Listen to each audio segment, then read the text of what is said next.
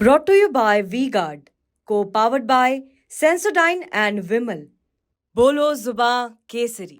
बहुत खामोशी के साथ एक साथ होकर वोटों का जिहाद करो, क्योंकि हम सिर्फ वोटों का जिहाद कर सकते हैं। बौखलाहट में आज वोट जिहाद की बात कर रहे हैं। देश में चुनावी माहौल बना हुआ है।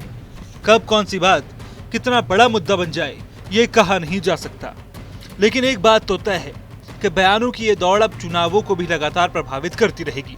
जैसा हुआ यूपी के फर्रुखाबाद में, जहां इंडिया गठबंधन प्रत्याशी डॉक्टर नवल किशोर शाक्य के समर्थन में कांग्रेस और सपा के स्थानीय नेताओं की मौजूदगी में हुई जनसभा में वोट जिहाद का नया मुद्दा उठा।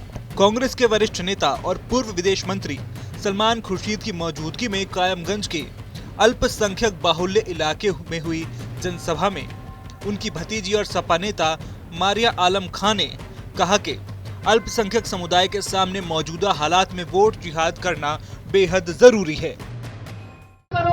इसलिए बहुत अकलमंदी के साथ, बहुत जल्दबाजी न होके, बहुत खामोशी के साथ एक साथ होके वोटों का जिहाद करो, क्योंकि हम सिर्फ वोटों का जिहाद कर सकते हैं और इस संघी सरकार को भगाने का काम कर सकते हैं। बहुत शर्म आती है जब मैंने आज ये सुना कि कुछ मुसलमानों ने आज यहाँ पर बैठ के मुकेश राजपूत की मीटिंग कराई।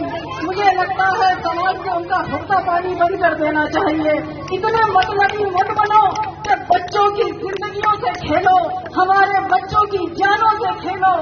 आज कितने लोग ये एनआरसी में जेलों में बंद हैं। हम लड़ रहे हैं, आपके लिए संघर्ष कर रहे हैं, लेकिन अगर आप साथ नहीं दोगे तो हम अकेले कुछ नहीं कर सकते।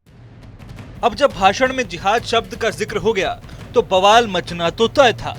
बस फिर क्या था, बीजेपी की तरफ से भी प्रतिक्रियाएं आनी शुरू हो गईं और बीजेपी प्रवक्ता राकेश त्रिपाठी ने इसे वोटों का ध्रुवीकरण बता दिया।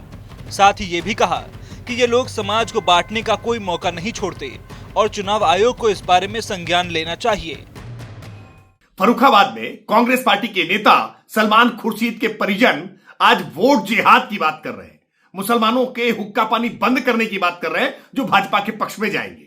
यह पूरी तरह से ध्रुवीकरण है।